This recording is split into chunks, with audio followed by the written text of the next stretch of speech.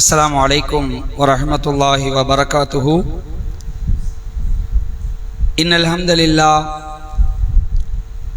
नहमदुहु व नस्तईनुहु व नस्तगफिर व नऊदु बिल्लाहि मिन शुरूरि अनफुसिना व मिन सय्यिआति अअमालिना। मन यहदिहिल्लाहु फला मुदिल्ल लहु व मन युद्लिल फला हादिय लहु।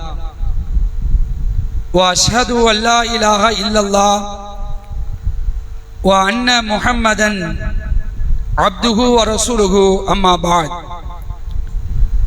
फ़क़द क़ाल अल्लाहु तआला फ़िल क़ुरआनिल अज़ीम वल फ़ुरक़ानिल मजीद। अऊज़ु बिल्लाहि मिनश शैतानिर रजीम। या अय्युहन्नासु इत्तक़ू रब्बकुमुल्लज़ी ख़लक़कुम मिन नफ़्सिन वाहिदा वख़लक़ मिन्हा ज़ौजहा वबस्स मिन्हुमा रिजालन कसीरन वनिसाअ वत्तक़ुल्लाह अल्लज़ी तसाअलून बिही वल अर्हाम इन्नल्लाह कान अलैकुम रक़ीबा।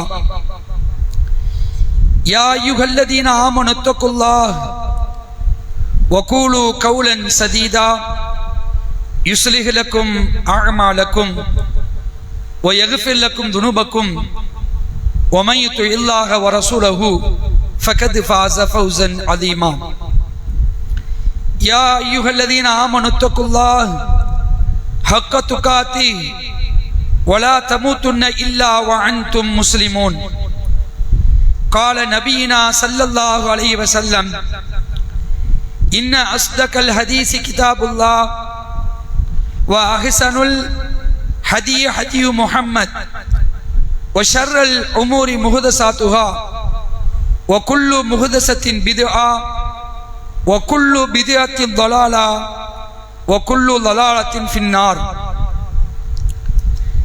கண்ணியத்திற்கும் பெருமதிப்பிற்கும் உரிய எல்லாம் வல்ல அல்லாஹ்வின் நல்லடியார்களே, அல்லாஹ்வுடைய பேரருளால் அல்லாஹ்வுடைய வேத வரிகளை அறிந்து கொள்ள வேண்டும் என்ற நோக்கத்திற்காகவும் அல்லாஹ்வுடைய இறுதி தூதர் நபிகள் நாயகம் ஸல்லல்லாஹு அலைஹி வஸல்லம் அவர்களுடைய போதனைகளை அறிந்து கொள்ள வேண்டும் என்ற நோக்கத்திற்காகவும் இந்த சபையிலே நாமெல்லாம் ஒன்று குழுமியிருக்கின்றோம். இந்த வாய்ப்பை நமக்கு ஏற்படுத்தி தந்த வல்ல ரஹ்மான் அல்லாஹுக்கே அனைத்து புகழும் என்று அல்லாஹுவை மீண்டும் போற்றி புகழ்ந்தவனாக இன்றைய நிகழ்ச்சியை துவங்குகிறேன். அன்புக்குரிய சகோதர சகோதரிகளே, ஒவ்வொரு சனிக்கிழமையிலும் திருமறை குர்ஆனுடைய சில வசனங்களை படிக்க சொல்லி அதிலிருந்து கேள்விகள் கேட்கக்கூடிய நிகழ்ச்சியாக நாம் நடத்தி கொண்டு வருகிறோம். அந்த வரிசையில் இன்றைய தினம் திருமறை குர்ஆனுடைய எத்தனாவது அத்தியாயம்? 8வது அத்தியாயம், சூரா அன்ஃபால். இந்த அத்தியாயத்தில் ஆரம்பத்தில் 1லிருந்து 30 வரைக்கும் உள்ள வசனங்களை நம்ம படிக்க சொல்லியிருந்தோம். அதிலிருந்து தான் கேள்வி கேட்க இருக்கிறோம். அதற்குண்டான சிறு விளக்கங்களை நம்ம பார்க்க இருக்கிறோம். இந்த தொகுப்புக்குள்ள செல்வதற்கு முன்னால் சில அடிப்படையான செய்திகளை நாம் தெரிந்து கொள்ள கடமைப்பட்டிருக்கிறோம். அன்புக்குரிய சகோதர சகோதரிகளே, இது போன்ற நிகழ்ச்சி ஏற்பாடு செய்வதற்குண்டான காரணம் என்ன? திருமறை குர்ஆனை படிக்க வேண்டும், அல்லாஹ்வுடைய அந்த வேத வரிகளை படித்து நன்கு உணர்ந்து அதிலே நாம் படிப்பனை பெற வேண்டும். அதுக்கு தான் நோக்கம், வேற எந்த நோக்கம் கிடையாது. ஏன்னா நாம் திருக்குர்ஆனை படிக்கும் பொழுது அல்லாஹ் நம்மோடு பேசக்கூடிய ஒரு நிலை அதில் இருக்கும். ஏன்னா அல்லாஹ்வுடைய வார்த்தையில இப்படி செய்யுங்க, இப்படி செய்யாதீங்க. இந்த இந்த அத்தியாயத்தை நீங்க பார்த்திருப்பீங்க. யா அய்யுஹல்லதீன ஆமனு அப்படின்னு அல்லாஹ் அழைச்சி பல செய்திகள் அல்லாஹ் சொல்லுவான்.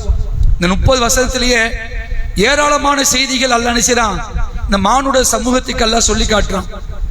அப்ப நோக்கம் என்னன்னு கேட்டீங்கன்னா, திருமறை குர்ஆனை நாம் படித்தால்தான் நல்ல உணர்வு பெற முடியும், நல்ல செய்திகளை அறிய முடியும்.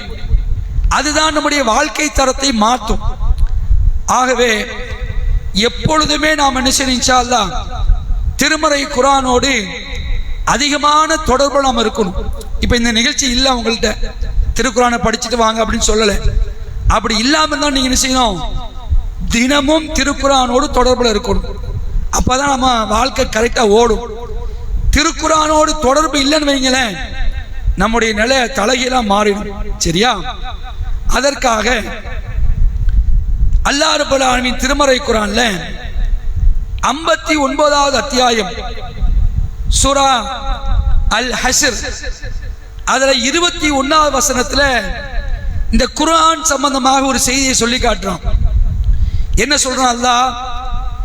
லவ் அன்ஸல்னா ஹாதல் குர்ஆன அலா ஜபலில் லரைதஹு காஷிஅம் முத்தசத்திஅம் மின் ஹஷியத்தில்லாஹ்.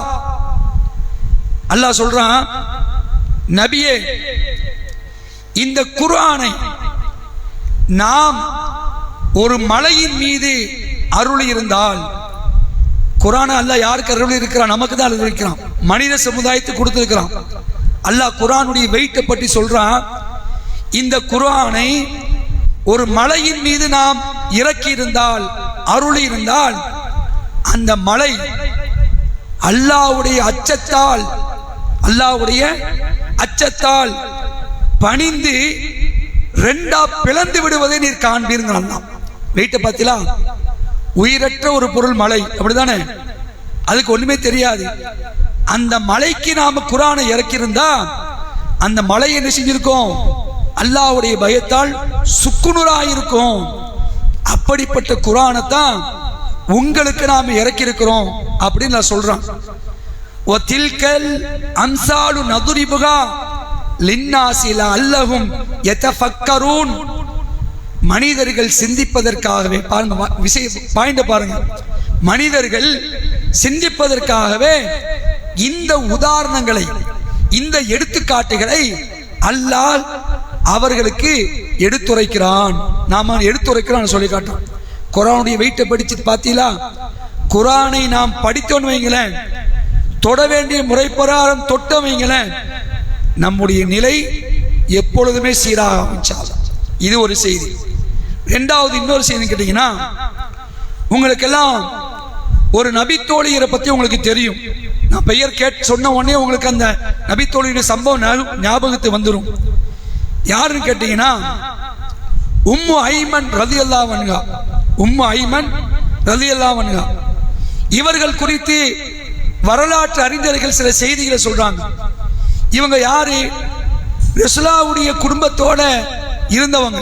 ரசூலுல்லாஹ்வுடைய குடும்பம் இருக்குல்ல, பாப்பா அம்மா, அவங்களுடைய பாட்டனார், அவங்களுடைய பெரிய தந்தை, இவங்களோடு இருந்தவங்க, பணியாற்றியவர்கள்.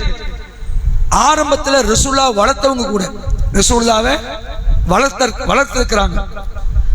ஆரம்ப காலகட்டத்தில் இஸ்லாத்தை ஏற்றவங்களும் இஸ்லாத்தை ஏற்றுக்கொண்டார்கள். உம்மு ஐமன் ரலியல்லாஹு அன்ஹா இஸ்லாத்தை ஏற்றுக்கொண்டார்கள். அறிஞர்கள்ட்ட நிறைய கருத்து சொல்றாங்க. ரசூலுல்லாஹ் சொன்னாங்க, என் தாயாருக்கு பின் எனக்கு தாயாரானா உம்மு ஐமன் அவங்க தான். இப்படி சில அறிஞர்கள் ரசூலுல்லாஹ் சொன்னதா சொல்லி காட்டுறாங்க. அவ்வளவு நேசத்தோடும் பாசத்தோடும் ரசூலுல்லாஹ் வளர்த்தாங்க.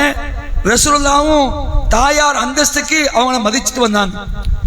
ரசூலுல்லாஹ் வாழும் பொழுது அவங்கள போய் ரசூலுல்லாஹ் பார்த்துட்டு வருவாங்க. சில சேவைகள் புரிவாங்க, அவங்களுடைய தேவைகள் நிறைவேற்றுவாங்க. அல்லாஹ்வுடைய தூதர் ஸல்லல்லாஹு அலைஹி அவர்கள் ரசூலுல்லாஹ்வுடைய மௌத்துக்கு பிறகு அபூபக்கர் ரலியல்லாஹு அன்ஹு அவங்க ஆட்சி கட்டில வராங்க. உமர் ரலியல்லாஹு அன்ஹு அபூபக்கர்ட்ட சொல்றாங்க, அபூபக்கர் அவர்களே, அல்லாஹ்வுடைய தூதர் ஸல்லல்லாஹு அலைஹி அவர்கள் உம்மு ஐமன் ரலியல்லாஹு அன்ஹா அந்த அம்மையாரை போய் பார்த்து வருவது வழக்கம். அவங்க இறந்துட்டாங்க ரசூலுல்லாஹ், நாம போய் என்ன செய்வோம், அந்த வேலையை செய்வோம், அவங்கள போய் பார்ப்போம் அப்படிங்கிறாங்க. உடனே அபூபக்கர் அதற்கு சம்மதம் தெரிவித்து அபூபக்கர் அவங்க நினைச்சாங்க, போய் அவங்கள போய் சந்திக்கிறாங்க. சந்தித்த மாத்திரத்திலேயே உம்மு ஐமன் ரலியல்லாஹு அன்ஹா கண்களிலிருந்து கண்ணீரை கொட்டி தீர்க்கிறார்கள், அழுகுறாங்க. இந்த ரெண்டு பேர்த்த பார்த்து அழுகுறாங்க. அவர் ரெண்டு பேரும் சொல்றாங்க, அல்லாஹ்வுடைய தூதர் இறந்ததுனால நீங்க அழுகுறீங்க. ரசூலுல்லாஹ் நம்மிடத்துல இருக்கிறதை விட அல்லாஹ்விடத்தில் இருக்கிறதான சிறந்தது, அது உங்களுக்கு தெரியாதா அப்படின்ட்டு இந்த செய்தியை சொல்றாங்க. இவங்க நினைச்சுக்கிட்டாங்க ரசூலுல்லாஹ் மூத்தாயிட்டாங்க அப்படி அழுகுறாங்கன்னு சொல்றாங்க. அப்ப அவங்க சொல்றாங்க, என்னுடைய அழுகை அதற்கல்ல, என்னுடைய அழுகை அதற்கல்ல. எனக்கும் தெரியும் நம்மோடு அல்லாஹ்வுடைய தூதர் ஸல்லல்லாஹு அலைஹி அவர்கள் இருப்பதை விட அல்லாஹ்விடத்தில் இருப்பது சிறந்ததுதான். அது எனக்கு தெரியாம இல்லை. என்னுடைய அழுகைக்கான காரணம் என்ன தெரியுமா? வஹி செய்தி இன்னும் வராது, இனிமே வராது. வானத்திலிருந்து அல்லாஹ் என்ன செய்வான்? ரசூலுல்லாஹ் இருக்கும் பொழுது அவனுடைய வேத வரிகளை இறக்குவான். அதை இறக்கணும்னா ரசூலுல்லாஹ் நம்ம கிட்ட சொல்லுவாங்க, நாம் அதை படிப்போம், படித்து படிப்பினை பெறுவோம். இனி வஹி செய்தி வானத்திலிருந்து வராதே என்ற ஒரு கவலையில தான் நான் அழுவுறேன்னு நினைச்சாங்க அந்த அம்மையார் சொல்றாங்க. இதை பார்த்துட்டு அபூபக்கர் அவங்களும் அழுவ ஆரம்பிச்சுட்டாங்க, உமர் ரலியல்லாஹு அன்ஹு அழுவ ஆரம்பிச்சிட்டாங்க. இந்த செய்தி நமக்கு என்ன படிப்பனை தெரியுமா? திருமறை குர்ஆனோடு அவர்கள் வைத்திருந்த தொடர்புங்க. அல்லாஹ்வுடைய வேத வரிகள் எல்லாம் இறங்கிச்சு, இன்னும் இறங்காதா, இன்னுமே இறங்காதே என்ற ஒரு வருத்தத்தில் அவங்க அழுகுறாங்கன்னா இதாங்க திருக்குர்ஆனோடு உள்ள உண்மையான தொடர்பு. இந்த தொடர்பை தான் நாம் இன்ஷா அல்லாஹ் ஏற்படுத்தக்கூடிய மக்களா இருக்கணும் என்பதை இந்த தருணத்தில் உங்களிடத்தில் கேட்டுக்கொண்டு நிகழ்ச்சிக்குள்ள நான் போறேன். அன்புக்குரிய சகோதர சகோதரிகளே, 30 வசனங்கள்லேருந்து எவ்வளவு கேள்வி டைம் இருக்கிற வரைக்கும் கேட்க முடியுமோ கேட்போம். அநேகமாக எல்லோரும் படிச்சிருப்பீங்கன்னு நினைக்கிறேன். அதாவது இந்த 30 வசனத்தையும் படிச்சா வைங்களேன், இதுல ஏராளமான செய்திகளை அல்லாஹ் நமக்கு சொல்றான். அதில் இருந்தா இப்ப கேள்வி கேட்க இருக்கிறோம். அந்த அடிப்படையில் முதலாவதாக ஆண்கள் பகுதியில் கேள்வி கேட்கிறோம். கேட்கலாமா? கேட்கலாமா? ஒன்றும் சொல்ல மாட்டேங்கிறீங்களே, கேட்கலாமா? இந்த அத்தியாயத்தில் இறை மறுப்பாளர்கள் ஒரு சூழ்ச்சியை செய்கிறார்கள். அது என்ன சூழ்ச்சி? இறை மறுப்பாளர்கள் சில சூழ்ச்சிகளை செய்கிறார்கள். அது என்ன சூழ்ச்சி?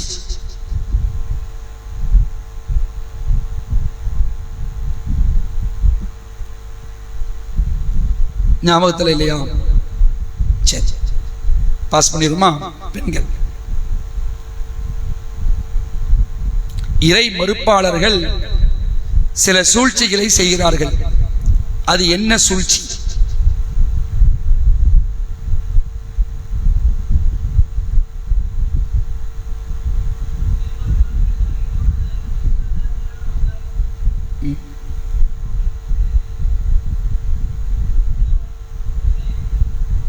சரி, ஓகே, நான் சொல்லிடுறேன். சரியான பதில் இல்லை.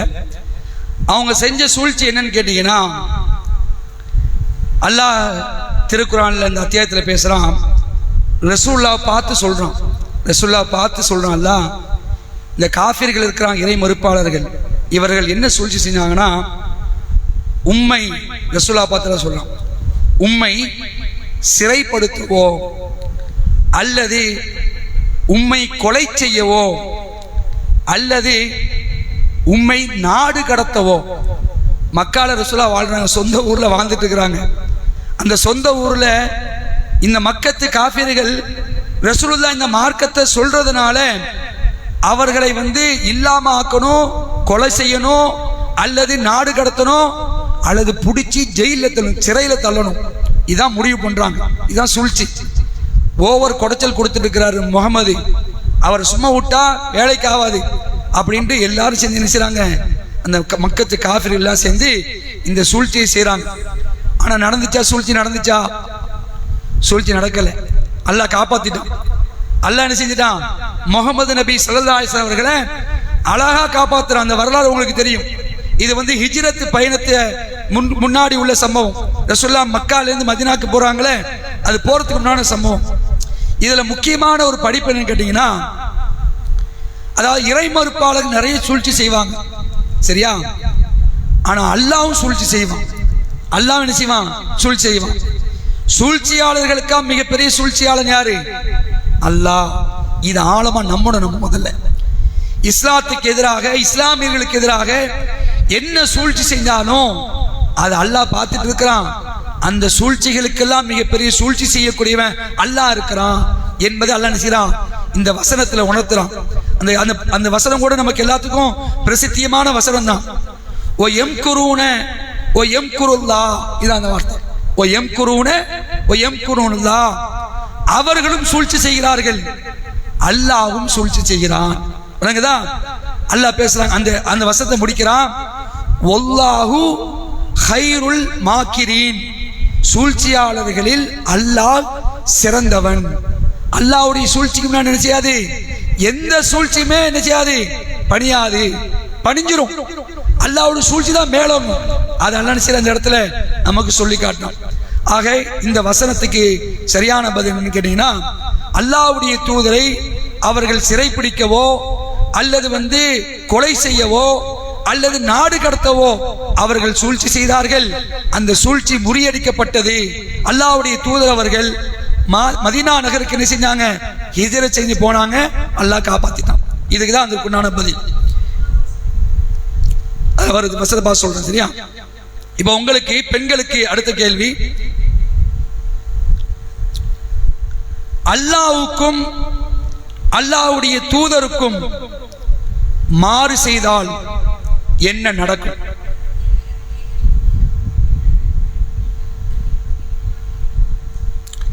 அதற்கு முன்னாடி அல்லாஹ் சில செய்தியை சொல்றான்.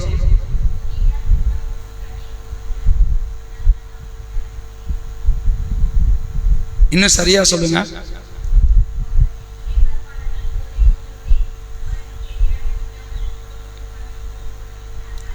இல்ல, அந்த வசனம் முடிச்சிட்டு வரும்பொழுது அல்லாஹ்வுக்கும் அவனது தூதருக்கும் மாறு செய்தால் என்ன நடக்கும்? இது சரியான பதில். அல்லாஹ் தண்டிப்பதில் மிகவும் கடுமையானவன். பாயிண்ட் வழங்கிக்கணும். அவங்க சொன்னாங்களே, போர்ல கலந்துக்கிட்டு புறமுது காட்டி ஓடிட்டா அல்லது அல்லாஹ்வுக்கு அல்லாஹ்வுடைய தூதருக்கு மாறு செய்தால் அல்லாஹ் தண்டிப்பதில் கடுமையானவன். இந்த எச்சரிக்கை நமக்கு சேர்த்துதான்.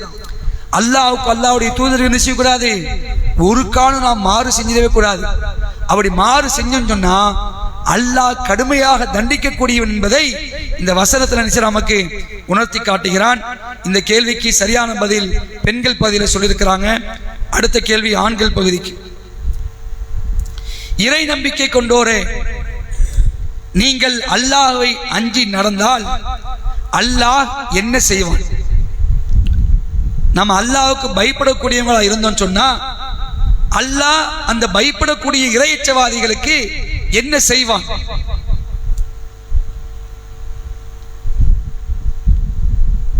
ஆண்கள் பகுதியில் சொல்லுவீல.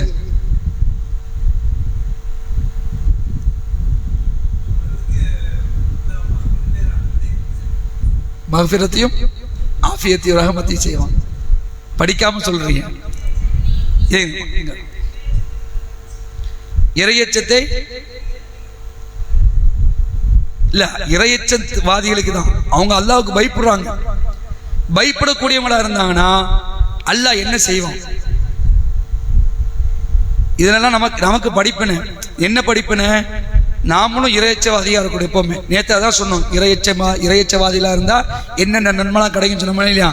அப்படி இறையச்சவாதிகளா நாம் இருந்தோம்னா என்ன நடக்கும்? நீங்க சொல்லுங்க.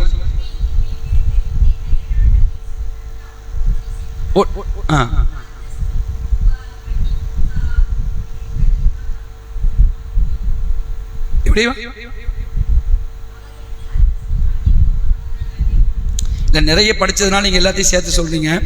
இதற்குண்டான சரியான பதில் சொல்லிட்டீங்க. என்ன பதில் கேட்டீங்கன்னா, அதாவது இறையச்சவாதிகளாக இருந்தால் அல்லாஹ்வுக்கு பயப்படக்கூடியவங்களா இருந்தாங்கன்னா அல்லாஹ் என்ன செய்வானா? சரியான பதில் சொல்லியிருக்காங்க.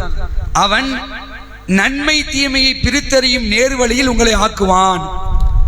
இஸ்லாத்துல குர்ஆனை நிச்சயமா கையில தந்துருவான். குர்ஆன் நம்ம கையில இருக்கும். குர்ஆன் தானே ஃபுர்கான். குர்ஆனுக்கு இன்னொரு பேர் என்னது? ஃபுர்கான். ஃபுர்கான் என்னது? நன்மையும் தீமையும் பிரித்து காட்டக்கூடிய ஒரு நூல். அந்த வழியில என்ன செய்வான்? உங்களை ஆக்கிடுவான். குர்ஆனுக்கு சொந்தக்காரர்களால் நாம் ஆக்கிடுவான். ஒண்ணு. ரெண்டாவது என்ன செய்வான்? உங்களை விட்டும் உங்கள் தீமைகளை அழிச்சிருவான். இந்த பாயிண்ட் சொன்னீங்களா? உங்களை விட்டும் உங்கள் தீமைகளை அல்லாஹ் அழிச்சிருவான். அடுத்தது, உங்களை அல்லாஹ் மன்னிச்சிருவான். அல்லாஹ்வுடைய மன்னிப்பும் கிடைக்கும். அல்லாஹ் தீமைகளை என்ன அழிச்சிருவான். அது மட்டும் இல்லாம குர்ஆனுடைய வழியில உங்களை ஆக்கிடுவான். அதுக்கு தாங்க பாடுபடுறோம். குர்ஆனுடைய வழியில தான் நம்ம வரணும். அல்லாஹ்வுடைய தூதர் ஸல்லல்லாஹு அலைஹி வஸல்லம் அவருடைய வாழ்க்கை எப்படி இருந்தது என்று ரசூலுல்லாஹ்வுடைய மௌத்துக்கு பிறகு ரசூலுல்லாஹ்வுடைய மனைவி ஆயிஷா ரலியல்லாஹு அன்ஹா அவங்ககிட்ட போய் கேட்கிறாங்க, அல்லாஹ்வுடைய தூதருடைய வாழ்க்கை எப்படி இருந்தது அப்படி கேட்கும்போது நிறைய விலாவாரியா நிறைய செய்தியை சொன்னாங்களா? இல்ல, ஒரே செய்தியை சொல்லி முடிச்சாங்க. ரசூலுல்லாஹ்வுடைய வாழ்க்கை எப்படி தெரியுமா இருந்தது? குர்ஆனாகவே இருந்து சொன்னாங்க. குர்ஆன் தான், குர்ஆன் என்ன சொல்லுமோ அது அப்படியே ரசூலுல்லாஹ் வாழ்ந்து காட்டினாங்க. இது மாதிரி தான் நம்முடைய வாழ்க்கை இருக்கும். அப்படி ஆவணும் சொன்னா நாமளும் அல்லாஹ்வுக்கு என்ன செய்யணும்? பயப்படக்கூடிய மக்களா இருக்கணும். அல்லாஹ்வுக்கு பயப்படக்கூடியவங்களா இருந்தான்னு சொன்னா அல்லாஹ் இப்படி எல்லாம் என்ன செய்வான் ஆக்கிடும். இந்த வசனத்துல படிப்பு என்னன்னு கேட்டீங்கன்னா தக்குவா, இறை அச்சம். இந்த இறை அச்சம் இல்லைவங்கள நம்ம வாழ்க்கையை சின்னாப்படமாயிடும். அதனால தான் ரசூலுல்லாஹ்வே அல்லாஹ்விடத்துல கேட்டாங்க, இறை அச்சத்தை துஆவாவே கேட்டாங்க. அல்லாஹும்ம இன்னி அஸ்அலுக்கல் ஹுதா வத்துகா வல் அஃபாஃப வல் கினா. இறைவா, நான் உன்னிடத்திலே நேர் வழியையும் இறை அச்சத்தையும் தன்னிறைவையும் பொருளாதாரத்தையும் சுயமரியாதையும் கேட்கிறேன் என்று ரசூலுல்லாஹ் கேட்டாங்க. இன்னொரு இடத்துல கேட்டாங்க, அல்லாஹும்ம ஆத்தி நஃப்ஸி தக்வாஹா வ ஸக்கிஹா அன்த கைரு மன் ஸக்காஹா அன்த வலியுஹா வ மௌலாஹா. ரசூலுல்லாஹ்வுடைய பிரார்த்தனை பாருங்களேன்.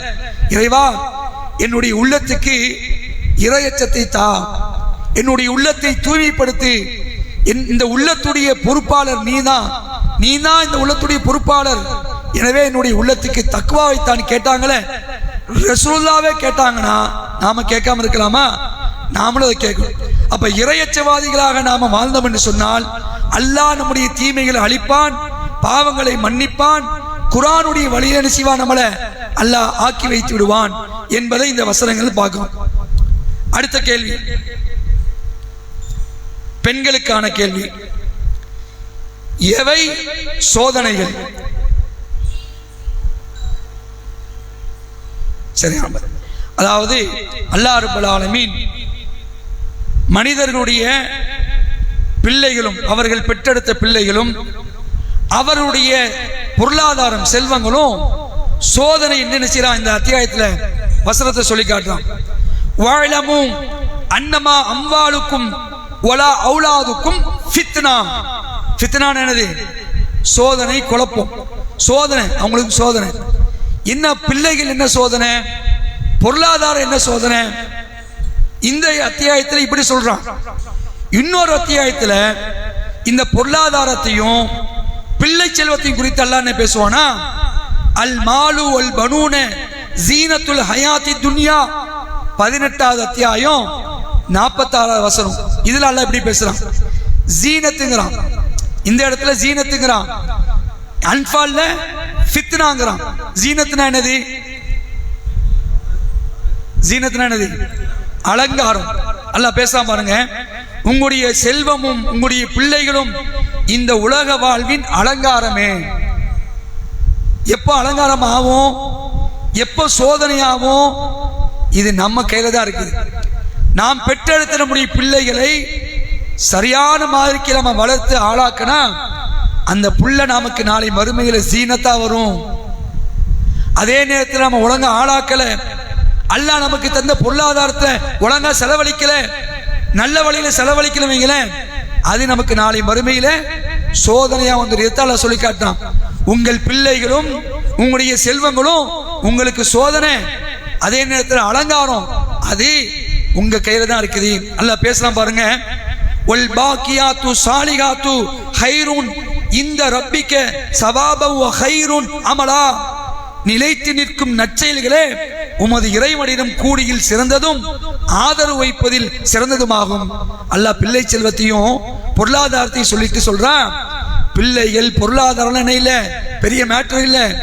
அல்லாஹ்விட சிறந்த என்ன தெரியுமா? நிலைத்து நிற்கக்கூடிய நற்செயல், ஸ்டாண்டர்டா செய்யணும். இதுதான் அல்லாஹ்ட்ட சிறந்தது. அப்படிப்பட்ட ஒரு நிலையில நாம இருக்கணும். என்ன செய்யறோம் அல்லாஹ் இந்த இடத்துல சொல்றான். ஆக அவங்க கரெக்டா பதில் சொல்லியிருக்கிறாங்க. பிள்ளைகளும் செல்வங்களும் தான் சோதனை என்பதை அல்லாஹ் தெளிவா சொல்லி காட்டுறான். அடுத்த கேள்வி, ஆண்களுக்கு இந்த அத்தியாயத்தில் வந்து மெயினா இந்த அத்தியாயத்துக்கு பெயர் வர காரணமே என்னன்னு கேட்டீங்கன்னா, போர்ல கிடைக்கக்கூடிய செல்வம் இருக்குல்ல, இது சம்பந்தம். அந்த அத்தியாயத்து பேர் அதுதான், போரில் கைப்பற்றப்பட்ட பொருட்கள், அன்பால் நாளே. அப்ப போரில் கிடைத்த வெற்றி பொருட்கள் என்று அல்லாஹ் பேர் வச்சிருக்கான்ல, இது குறித்து ரசூலுல்லாஹ்ட்ட கேட்டாங்க சஹாபாக்கள். போரில் கிடைத்த வெற்றி பொருட்கள் யாருக்குரியது அப்படின்னு சொல்லும்போது அதுக்கு என்ன பதில்? போரில் கிடைத்த வெற்றி பொருட்கள் யாருக்குரியது? அல்லாஹ்வுக்குரியதா?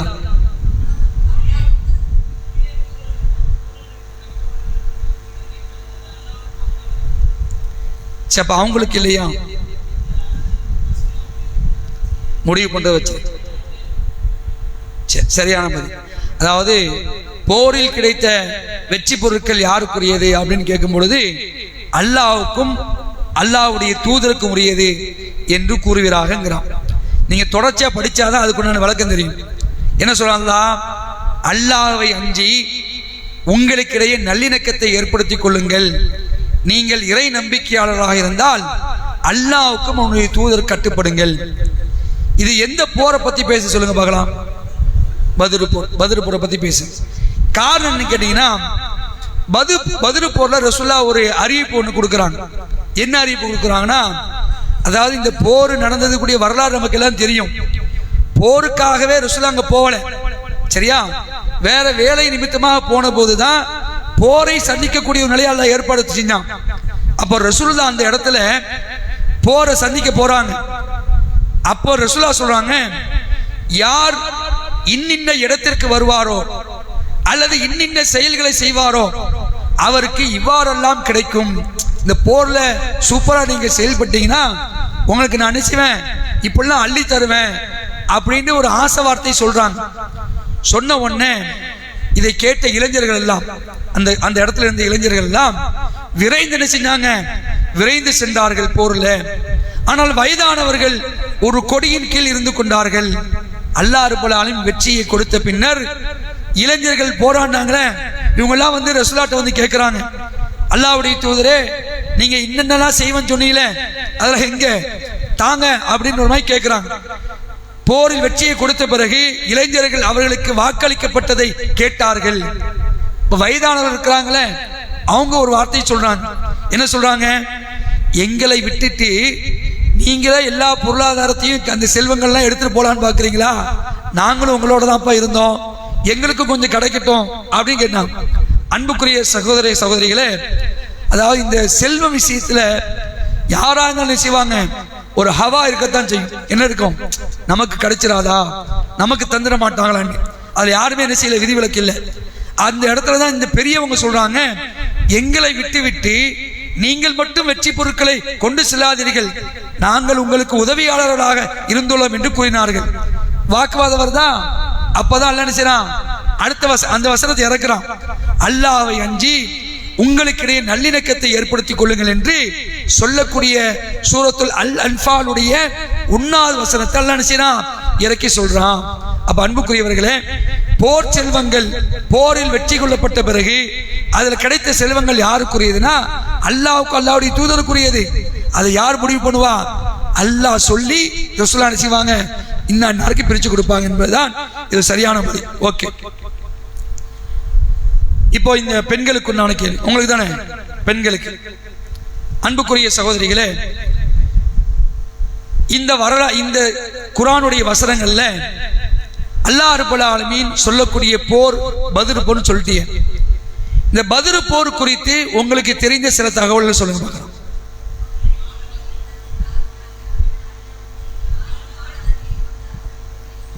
சரி, இல்ல இந்த அத்தியாயத்தில் உள்ளது இல்லை, இதுல இல்லாம இந்த அத்தியாயத்தில் இல்லாத சில தகவல்கள் சொல்லுங்க.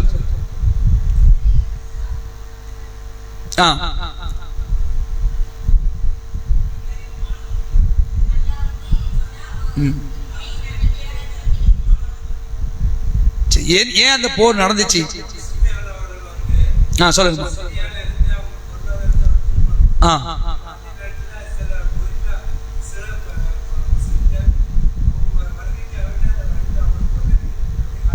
சரி, வாணிப கூட்டத்தை பார்க்கறதுக்கு. சரி சரி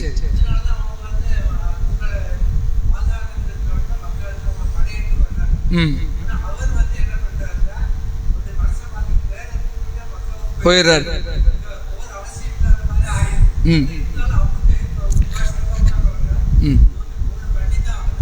சரி சூப்பர். வேற கூடுதல் தகவல் தெரியுமா? சரி, எதிரிகள் எத்தனை பேர் இருந்தாங்க? 1000க்கும் மேற்பட்ட வருஷம். முஸ்லிம்கள் 313 14 13 319 இல்லையா? 300 சொச்சம் தான்.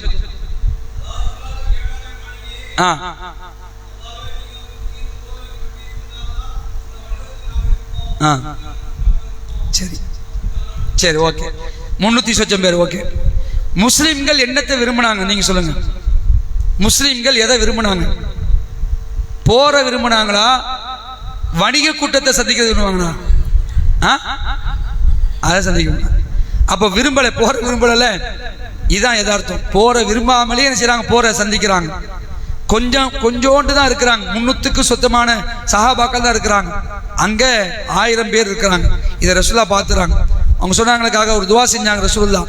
இறைவா, அல்லாஹ்விடத்தில் ரசூலுல்லாஹ் துவா செஞ்சாங்க. கிப்லா திசையை நோக்கி என்ன செஞ்சாங்க? கையேந்தி துவா செய்றாங்க. இறைவா, இவர்கள் அழிந்து விட்டான்னு சொன்னா உன்னை வணங்குறதுக்கு இந்த பூமியில யார் இல்லாம போயிடும். அதனால நீ உதவி செய்யினாங்க. அல்லாஹ்ட்ட துவா செஞ்சாங்க. அல்லாஹ் அதுக்கப்புறம் இந்த வசனத்தை இறக்குறான். எந்த அளவுக்கு துவா செஞ்சாங்க பாருங்க. 2 கையும் தூக்கிடுறாங்க. 2 கையும் தூக்கிறாங்க. தூக்கி கேட்டுக்கிட்டே இருக்கிறாங்க. அப்படி தூக்கி கேட்கும் பொழுது ரசூலுல்லாஹ்வுடைய மேலாடை என்ன செய்யுது? கீழே விழுந்துக்கிட்டே இருக்கு. அப்ப அபூபக்கர் என்ன பண்றாங்கன்னா, அந்த மேலாடையை எடுத்துக்கொண்டு போய் போட்டுட்டு ரசூலுல்லாஹ் அப்படி கட்டி பிடிக்கிறாங்க. கட்டி பிடிச்சி, அல்லாஹ்வுடைய தூதரே, நீங்க போதும், துவா செய்ய வேணாம், போதும், நிறுத்துங்க. அல்லாஹ் கண்டிப்பா என்ன செய்வான்? நமக்கு உதவி செய்வான் என்ற ஒரு செய்தி என்ன செய்றாங்க சொல்றாங்க.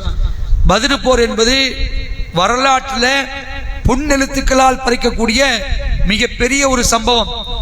அல்லாஹ்வுடைய உதவியை பார்த்த அந்த சமுதாயம் நேரடியாக பார்த்தார்கள். அப்ப பத்ர் போர் குறித்து நமக்கு சரியான விளக்கம் நமக்கு வேணும். அது குறித்து தான் நினைச்சான் இந்த இடத்துல சொல்லி காட்டுறேன். சரியா? அன்புக்குரிய சகோதரிகளே, சகோதரர்களே, அடுத்த கேள்விக்கு நான் போயிடுறேன். ஆண்களுக்கு உண்டான கேள்வி. உண்மையான இறை நம்பிக்கையாளர்கள் யார்? உண்மையான இறை நம்பிக்கையாளர்கள் யார்?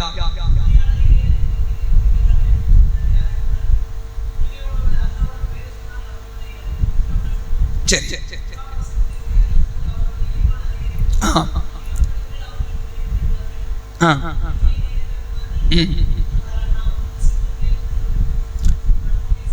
மாஷா அல்லாஹ், சரியா சொல்ல. 5 விஷயம் சொல்லிட்டாங்க.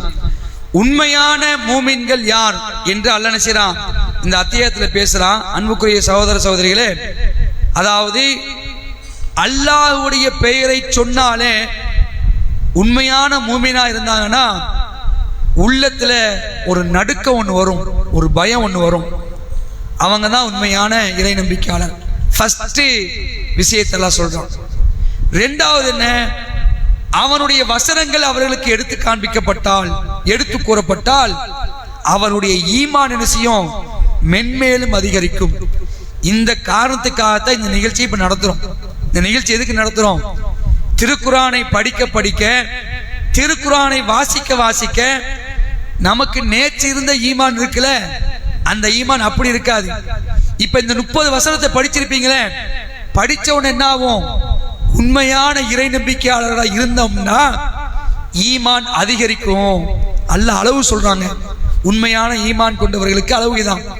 அடுத்து அல்லாஹ் சொல்றான், வா அலா ரப்பிஹிம் யதவக்கலூன், அவர்கள் தமது இறைவன் மீது நம்பிக்கை வைப்பார்கள். எல்லா நேரத்திலையும் என்ன நடந்தாலும் சரி, எப்படிப்பட்ட துயரங்கள் துன்பங்கள் நடந்தாலும் சரி, அல்லாஹ்வை அவர்கள் செய்வாங்க, நம்பிக்கை கொண்டிருப்பார்கள். அடுத்தது, அவர்கள் தொழுகையை நிலைநிறுத்துவார்கள். தொழுகையை தொழுவார்கள் சொல்ல என்ன சொன்னா, தொழுகையை நிலைநிறுத்துவார்கள், ஸ்டாண்டர்ட் ஆக்குவாங்க. ஒரு வக்து மிஸ் பண்ண மாட்டாங்க. நமக்கு 1008 வக்து மிஸ் ஆகுது, அப்படிதானே? எவ்வளவோ வக்து மிஸ் ஆகுது. பல காரணங்கள் சொல்லி நிச்சயம் தொழுகையை கோட்டை விட்டுடுறோம். குறிப்பா ஃபஜ்ர் தொழுகாத எத்தனையோ முஸ்லிம்கள் இன்னைக்கு பார்க்க முடியுது. அப்போ அல்லாஹ் என்ன சொல்றான், நீங்க உண்மையான இறை நம்பிக்கையாளர்களா இருக்கிறீங்கன்னா உங்கள்கிட்ட இந்த பண்புலாம் இருக்கணும். தொழுகையை நீங்கள் நிலைநாட்டுவீர்கள். நாம் உங்களுக்கு என்ன வழங்கினோமோ அதில் என்ன செய்வீங்க, நல்வழியில் நீங்கள் செலவிடுவீர்கள் என்றால் என்ன செய்யறான், ஒரு 5 பண்பை சொல்றான். கரெக்டா சொன்னாங்க. ஒண்ணு, அல்லாஹ்வுடைய பெயரை கேட்டால் உள்ள நடுங்கும். நம்ம பல நேரங்கள் அல்லாஹ்வுடைய பெயரை கேட்கிறோம், ஆனா அது கடந்து போயிடும், அப்படித்தானே? கடந்து போயிடும். அல்லாஹ் இந்த செய்தியை எதை வச்சு சொன்னாலும் நமக்கு தெரியல, எதை வச்சு சொல்லியிருக்கலாம். இப்போ உதாரணத்துக்கு ஒரு தவறு செய்ய வாய்ப்பு கிடைக்குது வைங்களேன், ஒரு தவறு செய்ய வாய்ப்பு கிடைக்குது. திடீர்னு ஒருத்தர் என்ன செய்யறாரு, அல்லாஹ் ஞாபகப்படுத்துறார், அல்லாஹ் பார்த்துட்டு இருக்கிறான் அப்படிங்கிறார். உண்மையிலேயே நாம இறை நம்பிக்கையாளர் இருந்தா அந்த தவறு செய்வோமா? அதான் நடுக்கம். அதான் அது நடுக்கம். அரிசுடைய நிலையில எத்தனை பேரு? 7 பேர் இருக்கா? அந்த 7 சாரார்ல ஒரு சாரார் யாரு? அளவும் அந்தஸ்தும் உள்ள ஒரு பெண்மணி தவறு செய்ய அழைக்கும் பொழுது என்ன சொல்லுவாங்க?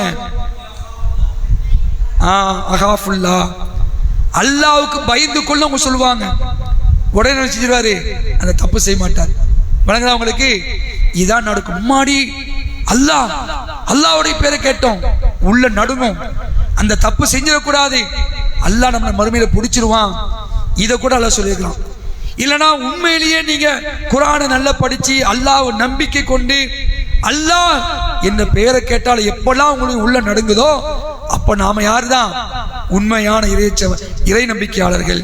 அந்த நிலைக்கு நம்ம வரணும். சில நேரத்துல அல்லாஹ்னு சொல்லும் போது கூட விஷயம் பண்ண சில பேர் பயப்பட மாட்டாங்க. ஹய்யா அலஸ்ஸலா, ஹய்யா அலல் ஃபலா, அல்லாஹ் அக்பர், அல்லாஹ் அக்பர், அல்லாஹ்வுடைய பேரை சொல்றாங்க. எப்ப அல்லாஹ் பெரியவன், அல்லாஹ் மிக பெரியவன், தொழுகைக்கு வாங்க, வெற்றிக்கு வாங்கன்னு காது கொடுத்து. நம்ம ஊர்ல அடி பாங்கு சொன்னா வச்சீங்களேன், 10 நிமிஷம் பாங்கு சொல்லப்படுதானே, மூளைக்கு மூளை பாங்கு சொல்லணும். வெளியூர்ல சில பேர் வந்தாங்க வைங்களேன், இந்த மெட்ராஸ் போன்ற பகுதியெல்லாம் சில பேர் ஊருக்கு வந்தாங்களேன், என்னடா ஊரு பாங்கு இவ்வளவு நேரம் சொல்றாங்க, ஏப்பா எங்க பார்த்தாலும் ஒலிக்குதே, அல்லாஹ் அக்பர், அல்லாஹ் அக்பர், அப்படி ஒலிக்குதுல. அப்ப அல்லாஹ் மிக பெரியவன் தெரியுதுல. தொழுகைக்கு வரணுமா இல்லையாங்க? எத்தனை பேர் இந்த தொழுகையை பால்படுத்தக்கூடிய இருக்கிறாங்களா இல்லையா?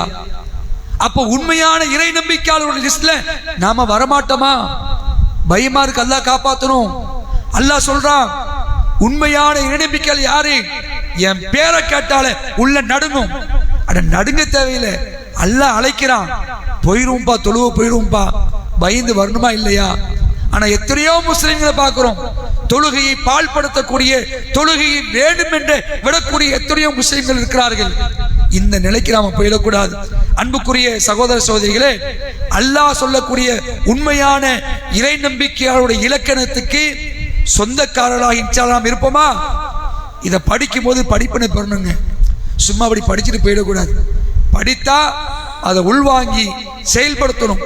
அல்லாஹ் சொன்னாலே முடிஞ்சு பயந்துடணும். அல்லாஹ் பார்த்துட்டு இருக்கான்ப்பா. நம்ம கிட்ட சில பேரை நம்ம பொய் சொல்லுவோம், மனைவி கிட்ட பொய் சொல்லுவோம், அல்ல யார்கிட்டயும் பொய் சொல்லுவோம். சொல்லும் போது ஒல்லாயி சொல்லி பார்க்கப்பாங்க, ஒல்லாயி பொய் சொல்லுவோமா? மாடி அல்லாஹ் இழுக்கிறதா? பொய்க்கு நான் அல்லாஹ் இழுக்க மாட்டேன், பயந்துருமா இல்லையா? அது மாதிரி எல்லா நிலையிலும் நம்ம நினைச்சணும் இருக்கணும். இதைத்தான் இந்த வசனம் செய்யறது நமக்கு உணர்த்துகிறது. சரியா? அடுத்தது பெண்களுக்கு.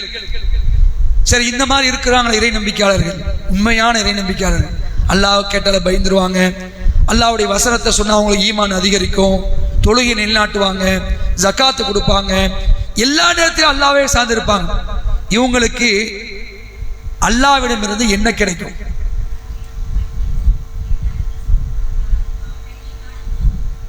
கிடைக்கும். சரி, நல்லா படிச்சிருக்கிறாங்க. அதாவது இப்படிப்பட்ட இறை நம்பிக்கையாளர்களுக்கு அல்லாஹ் என்ன கொடுக்கிறான்னு கேட்டீங்கன்னா 3 கொடுக்கிறான். என்னெல்லாம் கொடுக்கிறான்? அந்தஸ்து, தரஜா, அந்தஸ்தை கொடுக்கிறான். 2வது மன்னிப்பு அல்லாஹ் வழங்குறான். அந்தஸ்தை கொடுத்து மன்னிப்பை வழங்குறான். அதுக்கப்புறம் என்ன சொல்றான்? இடையில ஒரு வார்த்தையை சேர்க்கிறான், கண்ணியமான உணவு உண்டு. அது என்ன கண்ணியமான உணவு? எங்க கண்ணியமான உணவு கிடைக்கும்? சொர்க்கத்தில் கண்ணியமான உணவு உண்டு.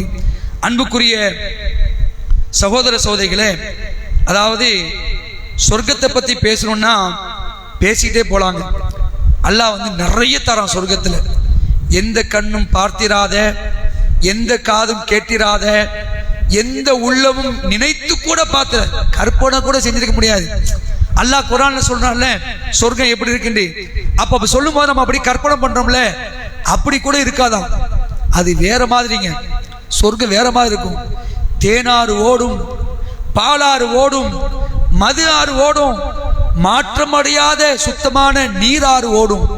மாட மாளிகைகள், கோட கோபுரங்கள், தங்க காப்புகள், தங்க கட்டில்கள், தலையணைகள், பட்டாளான ஆடைகள், சொகுசான வாழ்க்கை, இதெல்லாம் கொடுத்துட்டு நம்ம எதுக்கு ரொம்ப ஆசைப்படுறோம்? சாப்பாடு. யாரா இருந்தா சாப்பாடுக்கு ஆசைப்படுவாங்க. உண்மையிலேயே சாப்பாடு நல்லா சாப்பிடணும், சூப்பரான சாப்பாடா இருக்கணும். இன்னைக்கு நைட்டு நம்ம வீட்டில் மந்தி பிரியாணின்னு சந்தோஷமா இருக்குமா இருக்காதா? இன்னைக்கு நைட்டு நம்ம வீட்டில் மந்தி பிரியாணி, கோழி 65 பொரிச்சு வச்சிருக்கிறாங்க, காடை கௌதாரி எல்லாத்தையும் வச்சிருக்காங்கன்னா இது சாதாரணத்தில் கிடைக்காது. எப்ப கிடைக்குது? எப்ப கிடைக்கும்? என்ன கல்யாண நேரத்தில் தான் கிடைக்கும். இந்த பொண்ணு வீட்டு சாப்பாடு, மாப்பிள்ளை வீட்டு சாப்பாடு வைப்பாங்க இல்லையா, அதெல்லாம் நம்ம கலந்துக்க கூடாது. சரியா? பொண்ணு வீட்டு சாப்பாடு மாப்பிள்ளை வீட்டுக்கு கொடுப்பாங்க, வகை வகையா வைப்பாங்க. நீ பாத்தீங்கன்னா வட்டலப்ப என்ன, கோழி அப்ப என்ன, அந்த அப்ப என்ன பார்த்தாலே ஏ அப்பா கண் கொள்ளா காய்ச்சா இருக்காரு. எல்லாருமே இதுக்கு அடிமைதாங்க. எதுக்கு? வகை வகையா சாப்பிடு. அதைத்தான் எல்லாம் அங்க கொடுக்குறாங்க. சுப்ஹானல்லாஹ் கொடுக்குறாங்க. அதுதான் கண்ணியமான உணவுப்பா. உங்களுக்கு பழத்தை தான் தருவேன், பழங்களை தருவேன். ஆனா இங்க பார்க்க இத மாதிரி தான் பழம் இருக்கும், ஆனா டேஸ்ட் வேற மாதிரிங்க. நல்லா இந்த பழம் தானே உலகத்தில் தரப்பட்டுச்சு. ஆப்பிள், மாதுளை, ஆரஞ்சு இதெல்லாம் ஒரே மாதிரி தான், ஆனா டேஸ்ட் என்னது வேற லெவல்ல இருக்கும். இந்த சீசன் முடிஞ்சது. என்ன சீசன் இப்ப முடிஞ்சிருக்கு? மாம்பழ சீசன். வகை வகையா சாப்பிட்டு இருப்பீங்க. மல்கோபா மாம்பழம், சேலத்து மாம்பழம், கிளிமூக்கு மாம்பழம், இமாம் பசந்த் மாம்பழம், அல்போன்சா மாம்பழம். சில மாம்பழத்தை வாங்கிட்டு வாய்க்கே வணங்காது. என்னடா மாம்பழம் அப்படின்ட்டுருவோம், திட்டுவோம். மாம்பழமா வாங்கி வச்சிருக்கிறியா, புளிக்குது அப்படின்ட்டு. ஒரு மாம்பழத்துல எத்தனை வகை பத்திலாம்? மாம்பழத்தை எத்தனை வகை அல்லாஹ் உலகத்தை இப்படி படைச்சிருக்கிறோம். இதே வகையான மாம்பழங்களால் தருவான், பழங்களை தரும். பேசிக்கிட்டே போலாங்க. எவ்வளவு இருக்கு தெரியுமா? சுப்ஹானல்லாஹ். திருமறை குர்ஆனை படிச்சு பாருங்க. இந்த வசனத்தை அல்லாஹ் சொல்றான், அவர்கள் தேர்ந்தெடுக்கும் பழங்களையும் அவர்கள் விரும்பும் பறவை இறைச்சியும் அச்சிறுவர்கள் கொண்டு வருவார்கள். சொர்க்கத்தை சொர்க்கவாசிகள் என்ன பழம் வேணும்னு நினைப்பாங்களோ அதை அப்படி தேர்ந்தெடுத்துருவாங்க. பழம்னா எப்படி? போய் கடைக்கு போயிட்டு காசை கொடுத்து ஒரு 1.5 கிலோ தாங்க அப்படின்னு ஒரு கஞ்சத்தான் வாங்குற மாதிரியா? அப்படி இல்லை. நீங்க என்னத்தை பழத்தை நீங்க தேர்வு செய்றீங்களோ அதை எடுத்துக்கலாம். எங்க இருக்கும்? கைக்கு எட்ட மாதிரி தான் இருக்கும். மரங்கள்லாம் பக்கத்திலே தான் இருக்கும். இப்படி பழச்சிக்கலாம். இங்க ஒரு மரத்துல பழத்தை பறிக்க முடியுமா? ஏணி போட்டு ஏறணும், அடிக்கணும், கொளுக்கி வச்சு அடிக்கணும், அப்பதான் கிடைக்கும். ஆனா சொர்க்கத்துல என்ன இல்லை, இந்த மாதிரி கஷ்டம் கிடையாது. பாங்க முடிட்டோம்.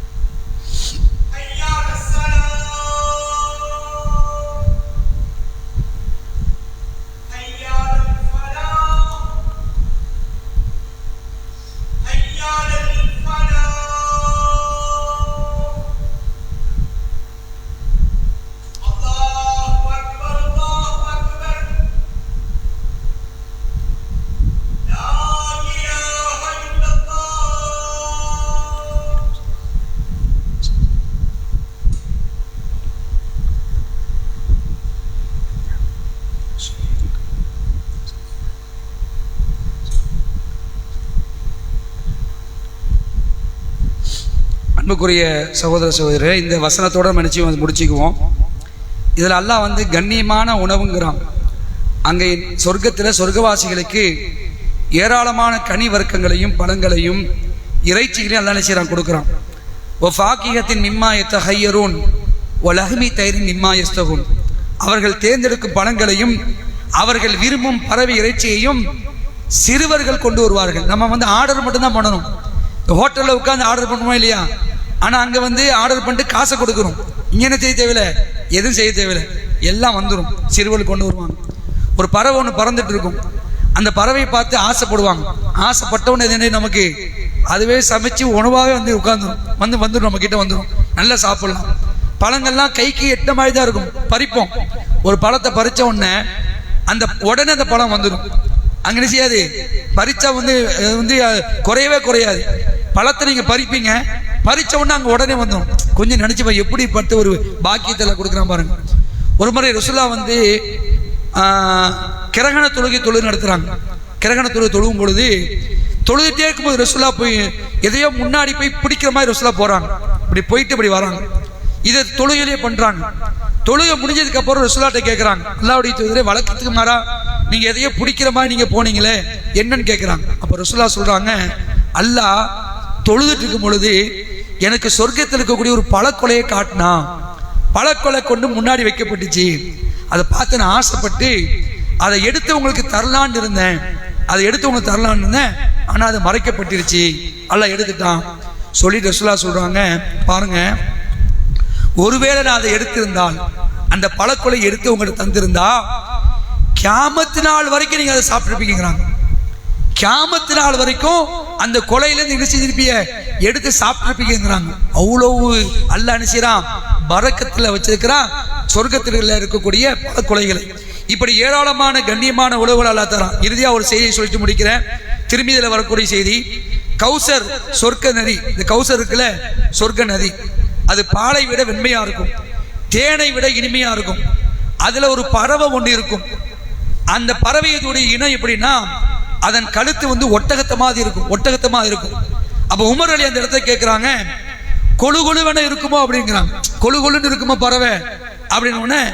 ஆமா, அதை உண்பவர்கள் அதை விட கொழு கொழு இருப்பாங்களா, அதை சாப்பிட்டவங்க எப்படி இருப்பாங்களா, அதை விட கொழு கொழுன்னு இருப்பாங்கன்னு சொல்லிட்டு அல்லாஹ்வுடைய தூதர் ஸல்லல்லாஹு அலைஹி சொல்லக்கூடிய செய்தியை பார்க்கும். அப்ப இப்படி ஏராளமான அந்தஸ்துகளான சிராம் சொர்க்கத்துல உண்மையான இறை நம்பிக்கையாளர்கள் தராம். அல்லாஹ் ரப்பல் ஆலமீன் அந்த சொர்க்கத்தில் பிரவேசிக்கக்கூடிய பாக்கியத்தை நம் அனைவருக்கும் தந்தருள் புரிய வேண்டும். அல்லாஹ்வுடைய அந்த மன்னிப்பை நாம் பெற வேண்டும். அல்லாஹ்வுடைய கருணையை பெற வேண்டும். அன்புக்குரிய சகோதர சகோதரிகளே, அப்படிப்பட்ட உண்மையான இறை நம்பிக்கையாளர்களாக அல்லாஹ் ரப்பல் ஆலமீன் நம் அனைவரையும் ஆக்கி அருள்புரிய வேண்டும் என்று அல்லாஹ்விடத்தில் பிரார்த்தித்தவனாக இந்த அமர்வை முடித்துக் கொள்கின்றேன். வாஹிர் தாவானா அல்ஹம்துலில்லாஹி ரப்பில் ஆலமீன். வஸ்ஸலாமு அலைக்கும் வரஹ்மத்துல்லாஹி வபரகாத்துஹு. இதே தொடர்ச்சி இன்ஷா அல்லாஹ் அடுத்த வாரம் 30 தான். சரியா? நிறைய கேள்வி இதில் இருக்கு. இன்ஷா அல்லாஹ் யாசர் பாய் வந்துட்டாங்கன்னா இதுல என்ன செய்வாங்க, கண்டினியூ பண்ணுவாங்க. சுப்ஹானக்கல்லாஹும்ம வ பிஹம்திக அஷ்ஹது அல்லா இலாஹா இல்லா அன்த அஸ்தக்ஃபிருக வ அத்தூபு இலைக்.